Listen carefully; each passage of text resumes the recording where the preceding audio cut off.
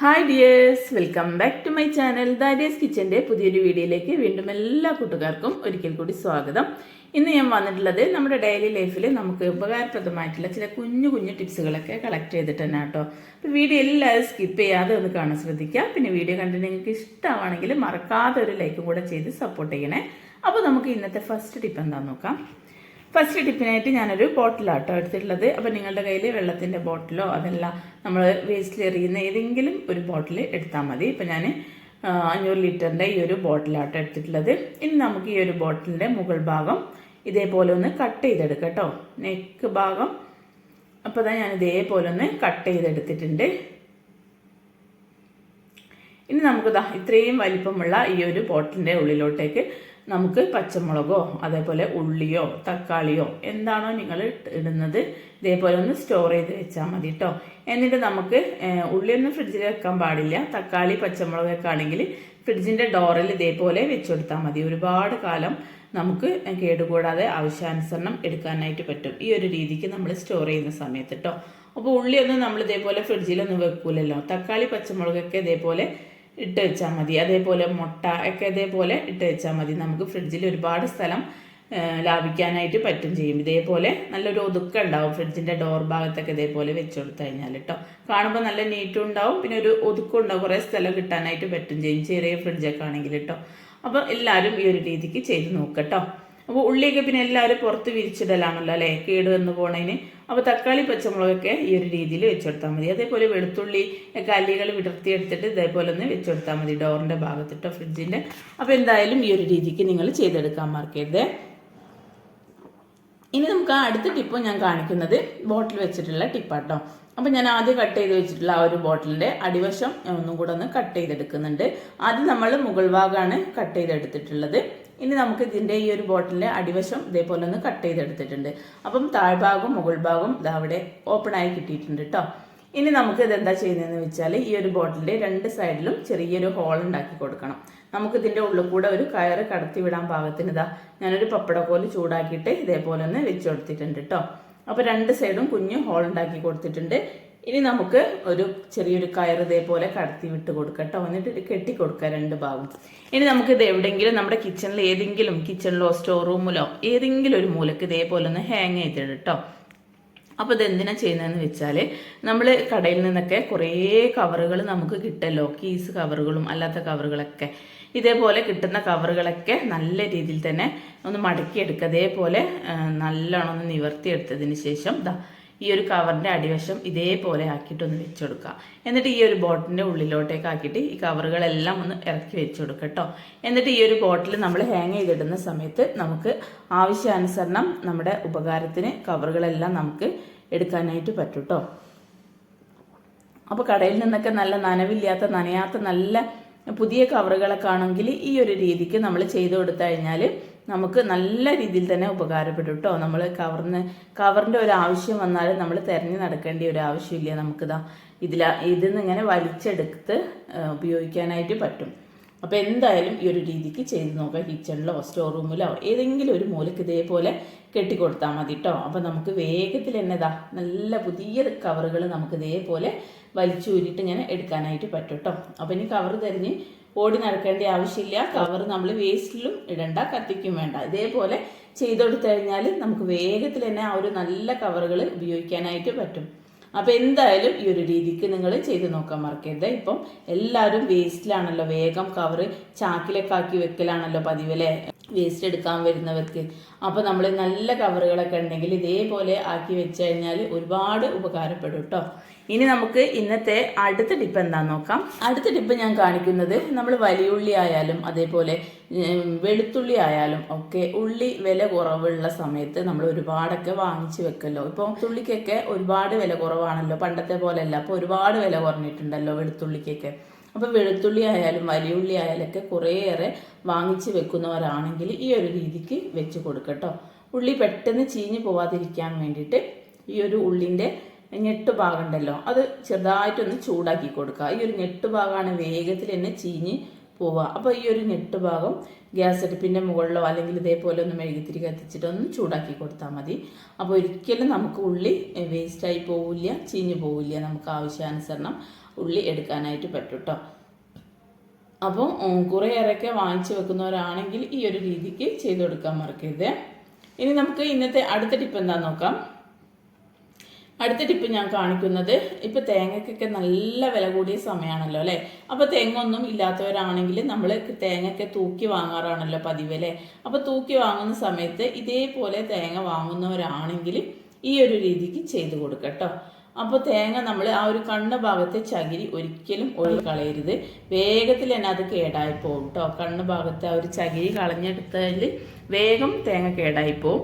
അപ്പോൾ ഇനി അങ്ങനത്തെ തേങ്ങ ഉണ്ടെങ്കിൽ ഈ ഒരു രീതിക്ക് ചെയ്ത് നോക്കുക. ഈ ഒരു കണ്ണ് ഭാഗമാണ് വേഗത്തിൽ തന്നെ തേങ്ങ കേടായി പോവുക. അപ്പോൾ നമ്മൾ എന്താ ചെയ്യുക, ഈ ഒരു കണ്ണ് ഭാഗത്ത് ഇതാ മെഴുകുതിരി കത്തിച്ചിട്ട് ആ ഒരു ഭാഗം ഉണ്ടല്ലോ മെഴുകുതിരിൻ്റെ ആ ഒരു ഭാഗം ഇതേപോലെ ഈ ഒരു കണ്ണ് ഭാഗത്ത് ഇതേപോലെ ഒന്ന് ആ ഒരു കണ്ണ് ഭാഗം ഒന്ന് അടച്ചു കൊടുക്കാം മെഴുകുതിരി ഉറ്റിച്ചിട്ടോ.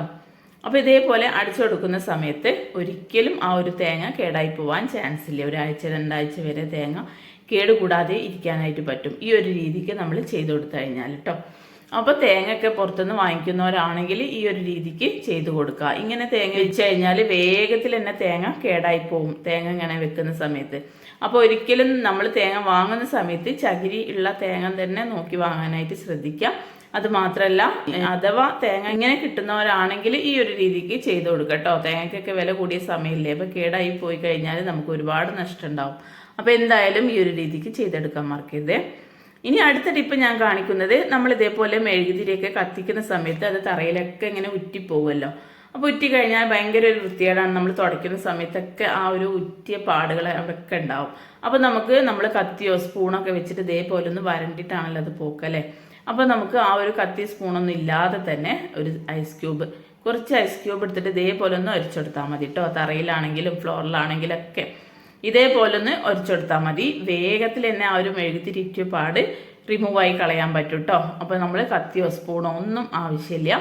ഒരു പീസ് ഐസ് ക്യൂബ് മാത്രം മതി നമുക്കിത് ഒഴിവാക്കാനായിട്ട്.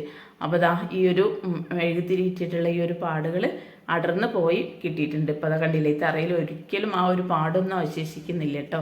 അപ്പോൾ എന്തായാലും ഈ ഒരു രീതിക്കും നിങ്ങൾ ചെയ്ത് നോക്കുക. നിസാരനായ വെറും ഒരു ഐസ് ക്യൂബ് മാത്രം കൊണ്ടിട്ട് ഞാനിതാ ഈ ഒരു മെഴുകുതിരി ഇട്ടിട്ടുള്ള പാടുകളൊക്കെ അടർത്തി മാറ്റാൻ പറ്റിയിട്ടുണ്ട് കേട്ടോ. അതാ കണ്ടില്ലേ, മെഴുകുതിരി മുഴുവനായിട്ടും അടർത്തി മാറ്റാൻ കഴിഞ്ഞിട്ടുണ്ട്. അപ്പോൾ എന്തായാലും നിങ്ങളും ഈ ഒരു രീതിക്ക് ചെയ്ത് നോക്കാം, മെഴുകുതിരിയൊക്കെ ഉപയോഗിക്കുന്നവരാണെങ്കിൽ കേട്ടോ. ഇനി നമുക്ക് ഇന്നത്തെ നെക്സ്റ്റ് ടിപ്പ് എന്താണെന്ന് നോക്കാം. നെക്സ്റ്റ് ടിപ്പിനായിട്ട് നമ്മളെ വീട്ടിൽ മാസ്കിൻ ടേപ്പും സെല്ലോ ടേപ്പും ഒക്കെ നമ്മൾ വാങ്ങിച്ചു വെക്കല്ലോ, കുട്ടികൾക്ക് പഠിക്കാനും. അതേപോലെ മാസ്കിൻ ടേപ്പൊക്കെ നമ്മൾ വാങ്ങിച്ചു വെക്കല്ലോ. അപ്പോൾ നമ്മൾ ഈ ഒരു ടേപ്പുകളൊക്കെ ഉപയോഗിക്കുന്ന സമയത്ത് നമുക്ക് ഇതിൻ്റെ ഈ ഒരു അറ്റഭാഗം കണ്ടുപിടിക്കാൻ ഒരുപാട് പ്രയാസമായിരിക്കും അല്ലേ. ഇങ്ങനെ പശ വെച്ച് ഒട്ടിക്കുന്നത് കൊണ്ട് തന്നെ ഈ ഒരു അറ്റഭാഗം കണ്ടുപിടിക്കാൻ ബുദ്ധിമുട്ടായിരിക്കും. അപ്പോൾ നമ്മൾ എന്താ ചെയ്യുക, ഇതേപോലെ ആ ഒരു തലഭാഗത്ത് ഈ ഒരു സേഫ്റ്റി പിൻ ഇതേപോലെ ഒന്ന് കുത്തി കൊടുക്കുക കേട്ടോ. അപ്പോൾ ഇതേപോലെ നമ്മൾ കുത്തിയെടുക്കുന്ന സമയത്ത് ഒരിക്കലും നമുക്ക് ഈ ഒരു അറ്റഭാഗം കണ്ടുപിടിക്കാൻ പ്രയാസമൊന്നും ഉണ്ടാവില്ല കേട്ടോ. ഈ ഒരു പിന്നിങ്ങനെ വലിച്ചെടുത്താൽ മതി, വേഗം തന്നെ നമുക്ക് ഈ ഒരു അറ്റഭാഗം കണ്ടുപിടിക്കാനായിട്ട് പറ്റും. ഇനി നിങ്ങളുടെ കയ്യിൽ സേഫ്റ്റി പിൻ ഇല്ല എന്നുണ്ടെങ്കിൽ ഒരു പേപ്പർ ചുരുട്ടിട്ട് ഇതേപോലെ വെച്ചുകൊടുത്താലും മതി കേട്ടോ. അപ്പോൾ ഏതെങ്കിലും ഒന്ന് നിങ്ങൾ ചെയ്തെടുക്കുക. ഒന്നുകിൽ സേഫ്റ്റി പിന്ന് കുത്തി കൊടുക്കുക, അതല്ല എന്നുണ്ടെങ്കിൽ ഒരു പേപ്പറിൻ്റെ കഷ്ണം ചുരുട്ടിട്ട് ഇതേപോലെ അറ്റഭാഗത്തൊന്ന് ഒട്ടിച്ചെടുത്താൽ മതി. അപ്പോൾ നമുക്ക് വേഗത്തിൽ തന്നെ ഒരു ഭാഗം കണ്ടുപിടിക്കാനായിട്ട് പറ്റും. അതേപോലെ നമ്മളിതാ സെല്ലോ ടേപ്പ് മുറിക്കാൻ ഇനിയിപ്പോൾ നമ്മൾ കത്രികയോ അതേപോലെ കത്തിയോ ബ്ലേഡോ ഒന്നും ആവശ്യമില്ല. ഈ ഒരു സേഫ്റ്റി പിന്ന് കൊണ്ടിട്ട് അതേപോലെ ഒന്ന് കുത്തി കൊടുത്താൽ മതി. ഒരു കുത്തിയിട്ട് ഇങ്ങനെ ഒന്ന് വലിച്ചെടുത്താൽ മതി. വേഗത്തിൽ തന്നെ ആ ഒരു ടാപ്പ് നമുക്ക് എത്രയാണോ നമുക്ക് നീളം ആവശ്യത്തിന് വേണ്ടത് ആ ഒരു നീളത്തിൽ നമുക്കിത് കട്ട് ചെയ്തെടുക്കാനായിട്ട് പറ്റും കേട്ടോ. അപ്പോൾ ഇതിപ്പോൾ നമ്മൾ കട്ട് ചെയ്യാൻ കത്രികയോ കത്തിയോ ഒന്നും ആവശ്യമില്ല. ഈ ഒരു സേഫ്റ്റി പിൻ ഇതിൽ നമ്മൾ കുത്തി കൊടുത്തിട്ടുള്ള ഈ ഒരു സേഫ്റ്റി പിൻ തന്നെ മതി കേട്ടോ നമുക്ക് ആവശ്യാനുസരണം ഇതൊന്ന് കട്ട് ചെയ്തെടുക്കാനായിട്ട്. അപ്പോൾ എന്തായാലും ഈ ഒരു ടിപ്പും നിങ്ങൾ ചെയ്തെടുക്കാൻ മറക്കരുത്. പിന്നെ ദാരിയസ് കിച്ചണിൽ ഞാനിടുന്ന എല്ലാ ടിപ്സുകളും വേഗത്തിൽ നിങ്ങൾക്ക് ചെയ്തെടുക്കാൻ പറ്റിയിട്ടുള്ള ടിപ്സുകളാണ് കേട്ടോ. അപ്പോൾ എന്തായാലും ദാരിയസ് കിച്ചൺ സബ്സ്ക്രൈബ് ചെയ്യാതെ കാണുന്ന പുതിയ കൂട്ടുകാർ ആരെങ്കിലും ഉണ്ടെങ്കിൽ പ്ലീസ് ഒന്ന് പോയി സബ്സ്ക്രൈബ് ചെയ്ത് സപ്പോർട്ട് ചെയ്യാൻ മറക്കരുത്. ഇനി നമുക്ക് ഇന്നത്തെ നെക്സ്റ്റ് ടിപ്പ് എന്താണെന്ന് നോക്കാം. അടുത്ത ടിപ്പ് ഞാൻ കാണിക്കുന്നത്, നമ്മളെല്ലാവരും മിക്സിൻ്റെ ജാറൊക്കെ ഉപയോഗിക്കുന്നവരാണല്ലോ അല്ലേ. അപ്പോൾ നമ്മൾ ഈ ഒരു ജാറ് ഉപയോഗിച്ച് കുറേ കഴിഞ്ഞാൽ ഇതിൻ്റെ ഈ ഒരു റബ്ബർ ലൂസായി പോകും. അടപ്പിടാനൊക്കെ ബുദ്ധിമുട്ടായിരിക്കും ഇത് ലൂസായി കഴിഞ്ഞാൽ. പൊടിക്കുന്ന ജാറാണെങ്കിലും അരയ്ക്കുന്ന ജാറാണെങ്കിലൊക്കെ ഈ ഒരു റബ്ബർ ലൂസായി പോയാൽ നമ്മൾ അടപ്പടയ്ക്കുന്ന സമയത്ത് അതിലെ വെള്ളമൊക്കെ നിലത്തോട്ടൊക്കെ പോകാനായിട്ട് വൃത്തികേടായിരിക്കും. മിക്സിൻ്റെ മുകളിലൊക്കെ വെള്ളമാവും. അപ്പോൾ നമ്മൾ എന്താ ചെയ്യുക, താൽക്കാലികമായിട്ട് ചെയ്യാവുന്ന ഒരു ടിപ്പാട്ടത്. ഈ ഒരു റബ്ബർ ലൂസായി പോയി കഴിഞ്ഞാൽ ഒരു റബ്ബർ ബാൻഡ് മാത്രം മതി കേട്ടോ. ഈ ഒരു റബ്ബർ ബാൻഡ് എടുത്തിട്ട് ഈ ഒരു വാഷറിൻ്റെ മുകളിൽ ഇതേപോലെ ഒന്ന് ഇട്ട് കൊടുക്കുക കേട്ടോ. അപ്പോൾ ഇതേപോലെ നമ്മൾ റബ്ബർ ബാൻഡ് ഇടുന്ന സമയത്ത് ഒരിക്കലും ഇത് ലൂസായി പോകാൻ ചാൻസ് ഇല്ല. അപ്പോൾ നമുക്ക് താൽക്കാലികമായിട്ടൊക്കെ ചെയ്യാവുന്ന ഒരു ടിപ്പാട്ടത്. ഇതേപോലെ ഒന്ന് ചെയ്തെടുക്കട്ടോ. പിന്നെ നമുക്ക് സമയം ഉണ്ടാകുമ്പം ഈ ഒരു വാഷർ മാറ്റി കൊടുത്താൽ മതി കേട്ടോ. അതല്ല എന്നുണ്ടെങ്കിൽ ഒന്ന് ഫ്രിഡ്ജിൽ വെച്ചെടുത്താലും മതി. നല്ല തണുപ്പായി കഴിഞ്ഞാൽ നമുക്ക് വേഗത്തിൽ തന്നെ ആ ഒരു വാഷർ ടൈറ്റ് ആവാനായിട്ട് പറ്റും കേട്ടോ. അപ്പോൾ പെട്ടെന്നൊക്കെ നമ്മൾ മിക്സി ജാറൊന്നും ഉപയോഗിക്കണം എന്നുണ്ടെങ്കിൽ ഈ ഒരു രീതിക്ക് ചെയ്ത് കൊടുത്താൽ മതി കേട്ടോ. അപ്പോൾ എന്തായാലും ഈ ഒരു സിമ്പിൾ ടിപ്പ് ഒന്ന് ചെയ്ത് നോക്കാൻ മറക്കരുത്. ഇനി നമുക്ക് ഇന്നത്തെ നെക്സ്റ്റ് ടിപ്പ് എന്താണെന്ന് നോക്കാം. അടുത്ത ടിപ്പിനായിട്ട് ഞാനൊരു മൺചട്ടിയാണ് കേട്ടോ എടുത്തിട്ടുള്ളത്. ഈ ഒരു മൺചട്ടിയിലോട്ടൊക്കെ കുറച്ച് ചകിരി ഇതേപോലെ ഒന്ന് കുഞ്ഞു കുഞ്ഞു പീസസ് ആക്കിയിട്ടൊന്ന് ഇട്ടുകൊടുത്തിട്ടുണ്ട് കേട്ടോ. വേഗം കത്തി പിടിക്കാനാട്ടോ അതേപോലെ ചെറിയ പീസാക്കിയിട്ട് ഇട്ടുകൊടുത്തിട്ടുള്ളത്. ഇനി നമുക്ക് ഈ ഒരു ചകിരിയിലോട്ടേക്ക് ഞാൻ കുറച്ച് കാപ്പിപ്പൊടിയാണ് കേട്ടോ ഇട്ട് കൊടുക്കുന്നത്. അപ്പോൾ നമ്മുടെ കയ്യിൽ എക്സ്പയറി ഡേറ്റ് കഴിഞ്ഞിട്ടുള്ള കാപ്പിപ്പൊടിയോ അതല്ല കാറ്റ് കൊണ്ട് കട്ട കെട്ടിയിട്ടുള്ള കാപ്പിപ്പൊടിയൊക്കെ ഉണ്ടെങ്കിൽ ഈ ഒരു ടിപ്പിനായിട്ട് നമുക്ക് ഉപയോഗിക്കാൻ പറ്റും കേട്ടോ. അപ്പോൾ കുറച്ച് കാപ്പിപ്പൊടി ഒരു ചകിരിൻ്റെ മുകളിൽ ഇതേപോലെ ഒന്ന് വിതറി കൊടുത്തിട്ടുണ്ട് കേട്ടോ. ഇനി ഞാൻ ഇതിലോട്ടേക്ക് ഇടാൻ പോകുന്നത് കുറച്ച് കർപ്പൂരമാണ് കേട്ടോ. അപ്പോൾ എല്ലാവരുടെ വീട്ടിലും കർപ്പൂരം ഉണ്ടാവുമല്ലോ, നല്ലൊരു സ്മെല്ലാണ്, എല്ലാവർക്കും ഇഷ്ടമുള്ള ഒരു സ്മെല്ലാണല്ലോ കർപ്പൂരത്തിൻ്റെ സ്മെല്ല് അല്ലേ. അപ്പോൾ സന്ധ്യാസമയത്ത് നമ്മുടെ വീട്ടിൽ വരുന്ന കൊതുകിനെയും പ്രാണിയിലെയും ഒക്കെ തുരത്തി ഓടിക്കാൻ പറ്റിയിട്ടുള്ള നല്ലൊരു കിടിലൻ ടിപ്പന്നാട്ടത്. അത് മാത്രമല്ല നമ്മുടെ വീട്ടിൽ നല്ലൊരു സുഗന്ധം കൂടെ നിലനിൽക്കാനായിട്ട് പറ്റും കേട്ടോ. ബാഡ് സ്മെല്ലെല്ലാം പോയിട്ട് നല്ലൊരു സുഗന്ധം നമ്മുടെ വീടിൻ്റെ ഉൾവശത്തൊക്കെ കിട്ടാൻ പറ്റും ഈ ഒരു രീതിക്ക് നിങ്ങൾ ചെയ്തെടുക്കുന്ന സമയത്ത് കേട്ടോ. അപ്പോൾ ഈ ഒരു കർപ്പൂരത അതേപോലെ ഇട്ടുകൊടുത്തതിന് ശേഷം ഇനി ഈ ഒരു കർപ്പൂരത്തിന് നമ്മൾ തീ കത്തിച്ച് കൊടുക്കാം കേട്ടോ. തീ കത്തുന്ന സമയത്ത് ഈ ഒരു ചകിരിയെല്ലാം ഇതിൻ്റെ മുകളിലോട്ടേക്ക് ഇതേപോലെ ഇട്ട് കൊടുക്കാം. അപ്പോൾ നമ്മൾ കർപ്പൂരം എല്ലാം കത്തി കഴിഞ്ഞതിന് ശേഷം നന്നായിട്ട് തന്നെ പുകയുണ്ടാവും. ഈ പുകയാണ് നമുക്ക് ആവശ്യം കേട്ടോ. സന്ധ്യാസമയത്ത് നമ്മുടെ വീട്ടിൽ ഈ ഒരു പുക എല്ലാ ഭാഗത്തുനിന്നും പുകയിച്ച് കഴിഞ്ഞാൽ വീട്ടിൽ ഏതെങ്കിലും മുക്കിലും മൂലയിലൊക്കെ ഈ ഒരു പുക കൊള്ളിച്ച് കൊടുക്കുക. കൊതുകിനെയും അതേപോലെ മറ്റു പ്രാണികളെയും എല്ലാം നമ്മുടെ വീട്ടിൽ നിന്നും പുറത്താക്കാൻ പറ്റിയിട്ടുള്ള നല്ലൊരു കിടിലൻ ഐഡിയ തന്നെയാണ്ടത്. അതുമാത്രമല്ല നമ്മുടെ വീട്ടിലെ എല്ലാ ബാഡ് സ്മെല്ലും പോയിട്ട് നല്ലൊരു സുഗന്ധം നിലനിൽക്കാനായിട്ട് പറ്റും ചെയ്യും. അപ്പോൾ എന്തായാലും ഈ ഒരു രീതിക്ക് ചെയ്ത് നോക്കുക. ഈ ഒരു ടിപ്പ് ചെയ്യുന്ന സമയത്ത് നിങ്ങൾക്ക് 2 ഗുണങ്ങളാണ് കേട്ടോ ഉള്ളത്. ഒന്ന്, നമ്മുടെ വീട്ടിലെ പ്രാണീനെയും കൊതുകിനെയും തുരത്തി ഓടിക്കാൻ പറ്റും ചെയ്യും. ഒന്ന്, നമുക്ക് ചെയ്യാൻ പറ്റുന്നത് നമ്മുടെ വീട്ടിൽ നല്ലൊരു സുഗന്ധം ഈ ഒരു കോഫി പൗഡറിൻ്റെയും അതേപോലെ ഈ ഒരു കർപ്പൂരത്തിൻ്റെയും നല്ലൊരു സുഗന്ധം നമ്മുടെ വീട്ടിൻ്റെ ഉള്ളിലൊക്കെ നിലനിൽക്കാനായിട്ട് പറ്റും. ബാത്റൂമിൽ വരെ ഇത് പുകയിച്ച് കൊടുക്കട്ടോ. ബാത്റൂമിൽ ചെറിയ ചെറിയ പ്രാണികളും കൊതുകൊക്കെ ടൈലിൽ ഇങ്ങനെ അള്ളി പിടിച്ച് നിൽക്കുന്നത് കാണാൻ പറ്റും. അപ്പോൾ നമുക്ക് ബാത്റൂമിലും റൂമിലും എല്ലാ ഭാഗത്തും കട്ടിലിൻ്റെ അടിവശത്തും ഹാങ്ങറിൻ്റെ സൈഡിലൊക്കെ ഈ ഒരു പുക കൊള്ളിച്ച് കൊടുക്കാൻ മറക്കരുത്. എല്ലാ ഭാഗത്തും ഈ ഒരു പുക കൊള്ളിച്ച് കഴിഞ്ഞാൽ നമുക്ക് നല്ലൊരു സുഗന്ധം ഉണ്ടാവും. നല്ല ഒരു പോസിറ്റീവ് എനർജി തന്നെയായിരിക്കും സന്ധ്യാസമയത്ത് നമ്മുടെ വീട്ടിൻ്റെ ഉള്ളിലൊക്കെ പരന്ന് കിടക്കാനായിട്ട് പറ്റട്ടോ. അപ്പോൾ എന്തായാലും ഈ ഒരു രീതിക്ക് ചെയ്ത് നോക്കുക. കൊതുകിൻ്റെ കടി കൊള്ളാതെ നമുക്ക് സുഖമായിട്ട് കിടന്നുറങ്ങാനും പറ്റും. അതുമാത്രമല്ല നല്ലൊരു സുഗന്ധം കൂടെ ഉണ്ടാവും നമ്മുടെ വീട്ടിൻ്റെ ഉള്ളിലൊക്കെ കേട്ടോ. അപ്പോൾ എന്തായാലും ഈ ഒരു സിമ്പിൾ ടിപ്പ് ഒന്ന് ചെയ്തെടുക്കാൻ മറക്കരുത്. ഇനി നമുക്ക് അടുത്ത ടിപ്പ് എന്താണെന്ന് നോക്കാം. അടുത്ത ടിപ്പ് ഞാൻ കാണിക്കുന്നത് നല്ലൊരു സൊല്യൂഷനാണ് കേട്ടോ ഞാൻ ഉണ്ടാക്കാൻ പോകുന്നത്. നമ്മുടെ ബാത്റൂം ക്ലീനിങ്ങിനും അതേപോലെ തന്നെ നമ്മളെ തറ തുടയ്ക്കുന്ന വെള്ളത്തിൽ ഒഴിച്ചു കൊടുക്കാനൊക്കെ പറ്റിയിട്ടുള്ള നല്ലൊരു കിടിലൻ സൊല്യൂഷനാണ്. അപ്പോൾ അതിനായിട്ട് ഒരു കണ്ടെയ്നറിലോട്ടേക്ക് ഞാൻ കുറച്ച് ഉപ്പാണ് കേട്ടോ ആദ്യം തന്നെ ഇട്ട് കൊടുക്കുന്നത്. അപ്പോൾ എല്ലാവർക്കും അറിയാലോ ഉപ്പ് നല്ലൊരു അണുനാശിനിയാണെന്നുള്ളത് അല്ലേ. അപ്പോൾ അത് ഞാൻ കുറച്ച് ഉപ്പ് ഇട്ട് കൊടുക്കാം. നിങ്ങളുടെ കയ്യിൽ കല്ലുപ്പോ പൊടിയുപ്പോ ഏത് ഉപ്പാണോ ഉള്ളത് അത് ഇട്ട് കൊടുക്കാം കേട്ടോ. ഇനി ഞാൻ ഇതിലോട്ടേക്ക് കുറച്ച് ഫ്ലോർ ക്ലീനറാണ് കേട്ടോ ഒഴിച്ചു കൊടുക്കുന്നത്. അപ്പോൾ സ്കൈ വാഷിൻ്റെ ഫ്ലോർ ക്ലീനർ കുറച്ച് ഇതിലോട്ടേക്ക് ഒഴിച്ചു കൊടുക്കുന്നുണ്ട് കേട്ടോ. ഇത് നല്ലൊരു സ്മെല്ലുമാണ്, നല്ലൊരു പതയും കിട്ടും കേട്ടോ ഈ ഒരു ഫ്ലോർ ക്ലീനർ ഒഴിച്ചു കൊടുക്കുന്ന സമയത്ത്. നല്ലൊരു സ്മെല്ലാണ് കേട്ടോ ഇതിന്. അപ്പോൾ ഞാൻ കുറച്ച് എടുത്തിട്ടുണ്ട്. ഇനി ഞാൻ ഇതിലോട്ടേക്ക് കുറച്ച് ബേക്കിംഗ് സോഡയാണ് കേട്ടോ ചേർത്ത് കൊടുക്കുന്നത്. അപ്പോൾ എല്ലാവർക്കും അറിയാലോ ബേക്കിംഗ് സോഡ ക്ലീനിങ്ങിന് അത്യാവശ്യമായിട്ടുള്ള ഒരു ഒന്ന് തന്നെയാണല്ലോ ബേക്കിംഗ് സോഡ അല്ലേ. ബേക്കിംഗ് സോഡ ഇല്ലാത്ത ഒരു ക്ലീനിങ്ങും ഉണ്ടാവില്ല. അപ്പോൾ ഞാൻ കുറച്ച് ബേക്കിംഗ് സോഡ, ഞാനിത് ക്ലീനിങ്ങിനായിട്ട് ഉപയോഗിക്കുന്ന ബേക്കിംഗ് സോഡ കേട്ടോ, അതാണ് ബോട്ടിലൊന്നും ഇട്ട് വെക്കാത്തത്. അപ്പോൾ കുറച്ച് ബേക്കിംഗ് സോഡ ഇതിലോട്ടേക്ക് ഇട്ട് കൊടുത്തിട്ടുണ്ട്. ഇനി നമുക്ക് ഇതിലോട്ടേക്ക് കുറച്ച് വിനാഗിരിയും കൂടെ ഒഴിച്ചു കൊടുക്കാം. അപ്പോൾ എല്ലാവർക്കും അറിയാലോ, വിനാഗിരി നല്ലൊരു അണുനാശിനി തന്നെ കേട്ടോ. വിനാഗിരി ഒഴിക്കുന്ന സമയത്ത് നമ്മുടെ ബാത്റൂമിൽ ടൈലിൻ്റെ ഇടയിലുള്ള ഒരു പുഴുക്കളും അതേപോലെ മണ്ണീരൻ്റെ ചെറിയ കുട്ടികളൊക്കെ ഉണ്ടാവും. അപ്പോൾ അതൊക്കെ വേഗത്തിൽ തന്നെ ചത്തുപോയിക്കോളൂ കേട്ടോ ഈ ഒരു വിനാഗിരി ഒഴിച്ചു കൊടുക്കുന്നത് കൊണ്ടിട്ട്. ഇനി ഇതാ വിനാഗിരിയും കൂടി ഒഴിച്ചതിന് ശേഷം നല്ലൊരു കെമിക്കൽ റിയാക്ഷൻ തന്നെ നടന്നിട്ടുണ്ട്, വിനാഗിരിയും ബേക്കിംഗ് സോഡയൊക്കെ ഉള്ളത് കൊണ്ടിട്ട്. അപ്പോൾ നിങ്ങൾ എടുക്കുമ്പോൾ കുറച്ച് വലിപ്പമുള്ള പാത്രം തന്നെ എടുക്കാനായിട്ട് ശ്രദ്ധിക്കുക. നല്ല രീതിയിൽ തന്നെ ഇത് പതഞ്ഞ് പൊങ്ങി വരും കേട്ടോ. എന്നിട്ട് നമുക്ക് ഒരു സ്പൂൺ വെച്ചിട്ട് നന്നായിട്ടൊന്ന് ഇളക്കി മിക്സ് ചെയ്തെടുക്കാം കേട്ടോ. ഇപ്പോൾ ഇത് നല്ലൊരു സ്മെല്ലും ഉണ്ടാവും, നല്ല പതയും ഉണ്ടാവും കേട്ടോ. ഇനി നമുക്ക് ഈ ഒരു സൊല്യൂഷൻ മാത്രം മതി കേട്ടോ നമ്മുടെ ബാത്റൂമിൽ ക്ലീൻ ചെയ്തെടുക്കാനായിട്ട്. അപ്പോൾ എത്ര ബാത്റൂം നമുക്ക് ക്ലീൻ ചെയ്യാനുണ്ടോ അത്രയും നമുക്ക് ഇത് ക്വാണ്ടിറ്റി കൂടുതൽ എടുക്കാം കേട്ടോ. നിങ്ങൾക്ക് എത്രത്തോളം ക്ലീൻ ആക്കി എടുക്കാനുണ്ട് അത്രയും ക്വാണ്ടിറ്റി കൂടുതൽ എടുക്കാം കേട്ടോ. അപ്പോൾ ഞാനിത് കുറച്ച് മാത്രമേ എടുത്തിട്ടുള്ളൂ. ഇനി നമുക്ക് ഇത് നല്ലോണം ഇളക്കി മിക്സ് ചെയ്തതിന് ശേഷം ഇത് ബാത്റൂമിലൊക്കെ ഒന്ന് ഒഴിച്ചിട്ട് നല്ലോണം ബ്രഷ് ഇട്ട് ഉരച്ചു കൊടുത്താൽ മതി. ബാത്റൂമിന് നല്ലൊരു സുഗന്ധവും ഉണ്ടാവും, നല്ലൊരു പതയും നിലനിൽക്കാനായിട്ട് പറ്റും. അതുമാത്രമല്ല നമ്മുടെ ബാത്റൂമിൽ എന്ത് അണുക്കളും കീടങ്ങളും പ്രാണികളും പുഴുക്കളും ഒക്കെ നമുക്ക് പോയി കിട്ടാനായിട്ട് പറ്റും. നല്ലൊരു സുഗന്ധം നമുക്ക് നിലനിൽക്കാനായിട്ട് പറ്റും ഈ ഒരു ടിപ്പ് നിങ്ങൾ ചെയ്തെടുക്കുന്ന സമയത്ത്. അപ്പം എന്തായാലും ഈ ഒരു രീതിക്ക് ചെയ്ത് നോക്കാം. നമ്മുടെ വീട്ടിലുള്ള ഇൻഗ്രീഡിയൻറ്റ് മാത്രം മതി ഇത് നമുക്ക് ചെയ്തെടുക്കാനായിട്ട് കേട്ടോ. ഇനി നമുക്ക് ഇന്നത്തെ അടുത്ത ടിപ്പ് എന്താണെന്ന് നോക്കാം. അടുത്ത ടിപ്പ് ഞാൻ കാണിക്കുന്നത് ഒരു ചിരട്ടയിൽ ഇതാ ഞാൻ കുറച്ച് ചോറാട്ടോ എടുത്തിട്ടുള്ളത്.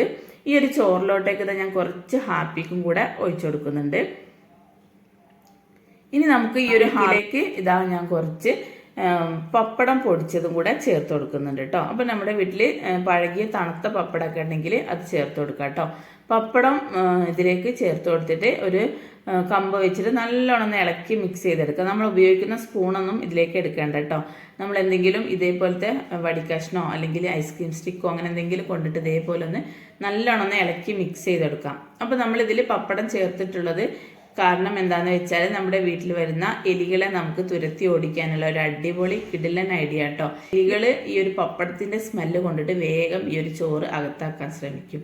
അപ്പോൾ നമ്മൾ അതിൽ ഹാർപ്പിക്ക് ചേർത്തിട്ടുള്ളത് കൊണ്ട് തന്നെ ഇത് ഈ ചോറ് വന്ന് കഴിക്കുന്ന സമയത്ത് അതിൻ്റെ എലിൻ്റെ വയറിൽ ഭയങ്കര ഒരു ഇരിപരി സഞ്ചാരം കൊണ്ടിട്ട് അത് അവിടെ വിട്ട് പോയിക്കോളൂ കേട്ടോ.